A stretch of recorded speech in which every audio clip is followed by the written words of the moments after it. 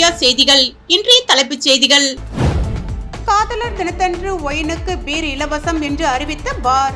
கலால்துறை அதிகாரிகள் விசாரணை. புதுச்சேரி துத்திப்பட்டு லாரி உரிமையாளர் வீட்டில் நகை பணம் கொள்ளை. மர்ம நபர்களை போலீசார் தேடி வருகின்றனர். புதுச்சேரி அருகே தடை செய்யப்பட்ட 3 நம்பர் லாட்டரி விற்ற நபரை போலீசார் கைது செய்தனர். புதுச்சேரி அருகே சின்னக்கோட்டக்குப்பம் பகுதியில் கோட்டக்குப்பம் போலீஸ் உதவி சப் இன்ஸ்பெக்டர் மாரிமுத்து தலைமையில் போலீசார் நேற்று ரோந்து சென்றனர். அப்போது அங்கு சந்தேகத்திற்கு இடமாக நின்று கொண்டிருந்த ஒருவரை மடக்கி பிடித்து விசாரணை நடத்தினர். அதில் அவர் புதுவை செம்படப்பட்டு கிராமத்தை சேர்ந்த சுதாகர் வயது 43 என்பதும் தடை செய்யப்பட்ட 3 நம்பர் லாட்டரி சீட்டு விற்றதும் தெரிய வந்தது. அவரை கைது செய்த போலீசார் அவரிடமிருந்து செல்போன் பணத்தை பறிமுதல் செய்தனர். காதலர் தினத்தன்று ஒயினுக்கு பீர் இலவசம் அறிவித்த பாரில் கலால் அதிகாரிகள் அதிரடியாக விசாரணை நடத்தினர். புதுச்சேரி கருவடிக்குப்பத்தில் இயங்கி வரும் ஒரு மதுபான பார் காதலர் தினத்தை முன்னிட்டு காதல் ஜோடிகளுக்கான விசேஷ ஒயின் பீர் காம்போ ஆஃபர் ஒன்று அறிவித்து கவனத்தை ஈர்த்துள்ளது. காதலர் தினத்தன்று முழு திராட்சையால் தயாரிக்கப்பட்ட மும்தாஜ் ஒயின் குவார்டர் பாட்டில் ரூபாய் 96க்கு வாங்கினால் ரூபாய் 102 மதிப்புள்ள ஒரு சூப்பர் ஸ்ட்ராங் டின் பீர் இலவசமாக வழங்கப்படும். அதேபோல் ஒரு ஃபுல் பாட்டில் மும்தாஜ் ஒயின் வாங்கினால் 4 டின் பீர் இலவசமாக வழங்கப்படும். காலை 8 மணி முதல் இரவு 11 மணி வரை இந்த சலுகை அமலில் இருக்கும் என அறிவிப்பு வெளியாகியுள்ளது. புதுச்சேரி கலால் சட்டம் 1970 பிரிவு 192 படி எந்த மதுபான கடையும் விற்பனைக்காக ப்ரமோஷன் செய்யக்கூடாது. எம்ஆர்பி விலையை விட குறைவாக விற்கிறோம் என்று கூட விளம்பரம் செய்ய அனுமதி இல்லை. ஆனால் இங்கு அப்பட்டமாக விதிமுறைகளை மீறி காதல் ஜோடிகளுக்கு ஆஃபர் அறிவிக்கப்பட்டுள்ளது. இந்த காதலர் தின ஆஃபர் அறிவிப்பை அறிந்த கலால்துறை அதிகாரிகள் சம்பந்தப்பட்ட பாரில் நேரடியாக விசாரணை மேற்கொண்டுள்ளனர். சட்டமன்ற தேர்தலை முன்னிட்டு கதிர்காமம் தொகுதி பாஜக நிர்வாகிகள் ஆலோசனை கூட்டம் ஊடகப்பிரிவு மாநில தலைவர் நாகேஸ்வரன் ஏற்பாட்டில் நடைபெற்றது. புதுச்சேரி பாரதிய ஜனதா கட்சி உழவர்கரை மாவட்டம் கதிர்காமம் சட்டமன்ற தொகுதி தேர்தல் ஆலோசனை கூட்டம் மாநில ஊடக தலைவர் நாகேஸ்வரன் ஏற்பாட்டின் பேரில் தொகுதி தலைவர் தினேஷ் தலைமையில் நடைபெற்றது. இதில் சக்தி கேந்திர பொறுப்பாளர்கள், பூத் தலைவர்கள் மற்றும் கதிர்காமம் தொகுதியை சேர்ந்த முக்கிய நிர்வாகிகள் கலந்து கொண்டனர். சிறப்பு அழைப்பாளர்களாக மாநில பொதுச் செயலாளர் லட்சுமி நாராயணன், உழவர்கரை மாவட்ட தலைவர் உலகநாதன், தேர்தல் ஒருங்கிணைப்பாளர் உமாபதி, மாநில செயற்குழு உறுப்பினர் முருகன், தொகுதி பொறுப்பாளர் சந்துரு, மாவட்ட துணைத் தலைவர் ஜெகதீசன் ஆகியோர் கலந்து கொண்டு சிறப்புரையாற்றினர். மேலும் தொகுதி பொதுச் செயலாளர்கள் அண்ணாமலை, அருணன், பிரபு உள்ளிட்ட பல்வேறு நிர்வாகிகளும் கூட்டத்தில் பங்கேற்றனர். கூட்டத்தில் வரவிருக்கும் 2026 சட்டமன்ற தேர்தலை முன்னிட்டு அனைத்து கிளைகளிலும் மக்கள் சந்திப்பு, தெருமுனை பிரச்சாரம் மேற்கொள்வது, மத்திய மற்றும் மாநில அரசின் திட்டங்களால் பயன்பெற்ற பயனாளர்களை நேரடியாக சந்தித்து தேசிய ஜனநாயக கூட்டணிக்கு ஆதரவு திரட்டுவது என தீர்மானங்கள் நிறைவேற்றப்பட்டன. புதுச்சேரியிலிருந்து திருடப்பட்ட காரினை 300க்கும் மேற்பட்ட சிசிடிவி கேமரா காட்சிகளை ஆய்வு செய்து திருடப்பட்ட காரை விற்பனை செய்வதற்காக வாங்கிய புரோக்கரை கைது செய்து சிறையில் அடைத்தனர். மேலும் காரை திருடிச் சென்ற நபரை போலீசார் தீவிரமாக தேடி வருகின்றனர். புதுச்சேரி சண்முகாபுரம் பகுதியை சேர்ந்தவர் சிவபிரகாஷ்.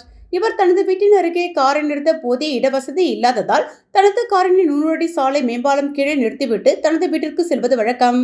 அதன்படி கடந்த வாரம் 100 அடி சாலை ரோடு மேம்பாலம் கீழே காரினை நிறுத்திய சிவபிரகாஷ் மறுநாள் காரை எடுக்க வந்தபோது அங்கு கார் இல்லாததை கண்டு அதிர்ச்சி அடைந்த அவர் இதுகுறித்து முதலர்பேட்டை காவல் நிலையத்தில் புகார் அளித்தார். புகாரின் பேரில் போலீசார் வழக்கு பதிவு செய்து அப்பகுதியில் பொருத்தப்பட்டிருந்த சிசிடிவி காட்சிகளை ஆய்வு செய்தனர். அதில் மர்ம நபர் ஒருவர் காரினை திருடி செல்வது பதிவாகி இருந்ததை தொடர்ந்து கார் சென்ற வழி தடயங்களை போலீசார் தடயம் செய்யும் வகையில் புதுச்சேரி முதல் சேலம் வரை அனைத்து சுங்கச்சாவடி மற்றும் முக்கிய சந்திப்புகள் உள்ள சுமார் 300க்கும் மேற்பட்ட சிசிடிவி கேமராக்களை ஆய்வு செய்தனர். அதில் சேலம் சுங்கச்சாவடியை கார் கடக்கும் பொழுது காரை திருடிச் சென்ற நபருடன் மற்றொரு நபரும் அமர்ந்து செல்வது சிசிடிவியில் பதிவாகி இருந்தது. அதனைத் தொடர்ந்து இருவரது புகைப்படங்களையும் ஆதாரமாக கொண்டு அப்பகுதியில் போலீசார் விசாரணை மேற்கொண்ட போது சேலம் பகுதியை சேர்ந்த பழைய கார் விற்பனை செய்யும் தொழில் செய்து வரும் தீர்த்தன் என்பது தெரிய வந்ததை தொடர்ந்து போலீசார் அவரை சேலத்திலிருந்து கைது செய்து புதுச்சேரி அழைத்து வந்து விசாரணை மேற்கொண்டதில் புதுச்சேரியிலிருந்து காரை திருடி வந்தது சேலத்தை சேர்ந்த ரமணா என்பதும் அவர் கடந்த 1 மாதங்களாக தீர்த்தனுடன் நட்பாக பழகி வந்த நிலையில் கடந்த வாரம் தனது அக்காவின் கார் விற்பனைக்கு உள்ளதாகவும் அதனை விற்பனை செய்து தரும்படி தீர்த்தனிடம் ரமணா கேட்டுள்ளார். அதன் அடிப்படையில் தீர்த்தன் ரமணாவிற்கு 30,000 முன்பணமாக கொடுத்துவிட்டு கார் விற்பனை செய்த பிறகு மீதி தொகையை அளிப்பதாகவும் கூறியதாகவும் அதன் பிறகு ரமணா தன்னை தொடர்பு கொள்ளவில்லை என விசாரணையில் தீர்த்தன் தெரிவித்தார். தீர்த்தனிடமிருந்து காரை பறிமுதல் செய்த போலீசார் அவரை நீதிமன்றத்தில் ஆஜர்படுத்தி காலாப்பட்டு மத்திய சிறையில் அடைத்தனர். மேலும் காரை திருடிச் சென்ற ரமணா கர்நாடக பகுதியில் பதுங்கி இருப்பதாக தகவல் தெரிய வந்ததை தொடர்ந்து அவரை போலீசார் கைது செய்யும் நடவடிக்கையில் தற்போது தீவிரமாக ஈடுபட்டு வருகின்றனர். சம்பளம் கேட்டு போராட்டத்தில் ஈடுபட்ட கூட்டுறவு நூற்பாலை ஊழியர்களை ஒருமையில் பேசிய மேலாண் இயக்குநரை ஊழியர்கள் சிறைப்பிடித்து போராட்டத்தில் ஈடுபட்டதால் பரபரப்பு ஏற்பட்டது. காரைக்காலில் மேலடு ஓடுதுறையில் இயங்கி வரும் ஜெயபிரகாஷ் கூட்டுறவு நூற்பாலையில் 300க்கும் மேற்பட்ட தொழிலாளர்கள் பணியாற்றி வருகின்றனர். கடந்த 3 மாதமாக தொழிலாளர்களுக்கு சம்பளம் வழங்கவில்லை என்று கூறப்படுகிறது. இதனால் குடும்பத்தை நடத்த முடியாமல் வறுமையில் உள்ளதாக பலமுறை எடுத்து கூறியும் நடவடிக்கை எடுக்கவில்லை என்பதால் இன்று நகராட்சி அலுவலகத்தை தொழிலாளர்கள் முற்றுகையிட்டு போராட்டத்தில் ஈடுபட்டனர். அப்பொழுது அங்கு வந்த நகராட்சி ஆணையரும் நூற்பாலை மேலாண் இயக்குநராக கூடுதல் பொறுப்பு வகித்து வரும் சுபாஷிடம் இதுகுறித்து புகார் அளித்தனர். ஆணையர் சுபாஷ் தொழிலாளர்களை ஒருமையில் பேசியதாக கூறப்படுகிறது. இதனால் ஆத்திரமடைந்த தொழிலாளர்கள் அவரது அறையில் வைத்து வெளியே விடாமல் சுமார் 2 மணி நேரத்திற்கு மேலாக சிறைப்பிடித்து போராட்டத்தில் ஈடுபட்டனர். தொழிலாளருக்கு ஆதரவாக முன்னாள் அமைச்சர் கமலக்கண்ணன் தொழிலாளர்களுடன் ஆணையரை முற்றுகையிட்டு போராட்டத்தில் ஈடுபட்டதால் பரபரப்பு ஏற்பட்டது. தொடர்ந்து தொழிலாளர்களுடன் துணை ஆட்சியர் மற்றும் தாசில்தார் பேச்சுவார்த்தை நடத்தினார்கள். ஆணையர் தொழிலாளர்களை ஒருமையில் பேசியதற்கு மன்னிப்பு கூற வேண்டும் என்று கோரிக்கை விடுத்தனர். சுமார் 2 மணி நேரத்திற்கு மேலாக அதிகாரிகள் பேச்சுவார்த்தைக்கு பின்பு ஆணையர் தொழிலாளர்களிடம் வருத்தம் தெரிவித்ததாக கூறப்படுகின்றது. பின்னர் சம்பளம் குறித்து விரைவில் நடவடிக்கை எடுக்கப்படும் என்று தெரிவிக்கப்பட்டதன் பேரில் தொழிலாளர்கள் போராட்டத்தை கைவிட்டனர். மத்திய பாஜக அரசை கண்டித்து புதுச்சேரியில் அகில இந்திய கிறிஸ்தவ முன்னேற்றக் கழகம் சார்பாக சுதேசமில் அருகே கண்டன ஆர்ப்பாட்டம் நடைபெற்றது. நாடு முழுவதும் தொடர்ந்து கிறிஸ்தவர்கள் மீது நடத்தப்படும் தாக்குதலுக்கு எவ்வித நடவடிக்கையும் எடுக்காமல் துணை போவதாக பாஜக அரசு மீது அகில இந்திய கிறிஸ்தவ முன்னேற்றக் கழகம் குற்றம் சாட்டி புதுச்சேரி சுதேசமில் அருகே கண்டன ஆர்ப்பாட்டம் நடைபெற்றது. ஆர்ப்பாட்டத்தில் சுமார் 100க்கும் மேற்பட்ட கிறிஸ்துவ அமைப்பை சேர்ந்த நிர்வாகிகள் கிறிஸ்தவர்கள் கலந்து கொண்டு மத்திய பாஜக அரசை கண்டித்து கண்டன முழக்கங்களை எழுப்பினர். மேலும் ஆர்ப்பாட்டத்தில் காங்கிரஸ் சட்டமன்ற கட்சித் தலைவர் வைத்தியநாதன், முன்னாள் அரசு கொறடா அனந்தராமன் மற்றும் காங்கிரஸ் கட்சியை சேர்ந்த மாநில நிர்வாகிகள் பலரும் கலந்து கொண்டு மத்திய அரசுக்கு எதிராக கண்டன உரையாற்றினர். பிள்ளையார்குப்பம் அருள்மிகு ஸ்ரீ கூத்தாண்டவர் திருக்கோவிலில் சட்டமன்ற உறுப்பினர் சாய்ஜெய் சரவணகுமார் ஆய்வு மேற்கொண்டு விரைந்து பணியை முடிக்குமாறு கேட்டுக்கொண்டார். புதுச்சேரி மாநிலத்தில் மிகவும் பிரசித்தி பெற்ற பரிகார ஸ்தலமாக விளங்கும் பிள்ளையார்குப்பம் அருள்மிகு ஸ்ரீ கூத்தாண்டவர் திருக்கோவில் திருப்பணிக்கான பூமி பூஜை விழா கடந்த ஜூன் மாதம் நடைபெற்றது. இதனைத் தொடர்ந்து கடந்த ஆகஸ்ட் மாதம் இறுதியில் வாசக்கால் வைக்கும் நிகழ்ச்சி நடைபெற்றது. இதனைத் தொடர்ந்து முக்கிய நிகழ்வாக ஆலயத்திற்கு தளம் அமைக்கும் பணி அக்டோபர் 2ஆம் தேதி நடைபெற்றது. இந்நிகழ்ச்சியில் சட்டமன்ற உறுப்பினர் சாய்ஜெய் சரவணகுமார் கலந்து கொண்டு தளம் பூஜை செய்து பணியினை தொடங்கி வைத்தார். இந்நிலையில் சட்டமன்ற உறுப்பினர் சரவணகுமார் வருகின்ற மார்ச் 8ஆம் தேதி கூத்தாண்டவர் கோவிலில் கும்பாபிஷேகம் நடைபெறவுள்ள நிலையில் அதன் பணிகள் எவ்வாறு நடைபெறுகிறது என்பது குறித்து திடீர் ஆய்வு மேற்கொண்டு பணிகளை விரைந்து முடிக்க வேண்டுகோள் விடுத்தார். மேலும் கும்பாபிஷேக விழாவில் மத்திய அமைச்சர், புதுச்சேரி முதல்வர் உள்ளிட்ட பல்வேறு முக்கிய பிரமுகர்கள் கலந்து கொள்ள இருப்பதாக சட்டமன்ற உறுப்பினர் சாய்ஜெய் சரவணகுமார் தெரிவித்துள்ளார். வில்லியனூரில் ரூபாய் 36 லட்சத்தில் மேம்பாட்டு பணிகளை எதிர்க்கட்சித் தலைவர் சிவா தொடங்கி வைத்தார். புதுவை பொதுப்பணித்துறை பொது சுகாதார கோட்டத்தின் குடிநீர் பிரிவு மூலம் உதயம்பட்டு மற்றும் வி மணவெளி கிராமங்களில் தலா ரூபாய் 11 லட்சத்தில் 2 கிராமங்களில் உள்ள நீர் உந்து நிலைய வளாகத்தில் புதிய குடிநீர் சுத்திகரிப்பு நிலையம் அமைக்கப்பட உள்ளது. மேலும் வசந்தம் நகர் விரிவாக்கம், திருக்காமேஸ்வரர் நகர் விரிவாக்கம் பகுதியில் உள்ள அருணாச்சலம் நகரில் ரூபாய் 13,90,000 மதிப்பில் புதிய சாலை அமைக்கும் பணி, தில்லை நகர் VIP கார்டன் பகுதியில் உள்ள குறுக்கு தெருக்களில் ரூபாய் 8,20,000 புதிய சிமெண்ட் சாலை அமைக்கும் பணி என மொத்தம் ரூபாய் 35,90,000 மேம்பாட்டு பணிகளை மேற்கொள்ளப்படுகிறது. இந்த பணிகளுக்கான பூமி பூஜை நிகழ்ச்சி இன்று காலை நடைபெற்றது. தொகுதி MLAவும் எதிர்க்கட்சி தலைவருமான சிவா பூஜை செய்து பணிகளை தொடங்கி வைத்தார். தொடர்ந்து ஆதி திராவிடர் நலத்துறை மூலம் 16 பயனாளிகளுக்கு ரூபாய் 1.40 லட்சத்தில் தொடர் நோய் நிதி உதவிக்கான அடையாள அட்டையை பயனாளிகளிடம் வழங்கினார். இந்த நிகழ்ச்சியில் துறை அதிகாரிகள், தொகுதி திமுக நிர்வாகிகள் உட்பட பலர் கலந்து கொண்டனர்.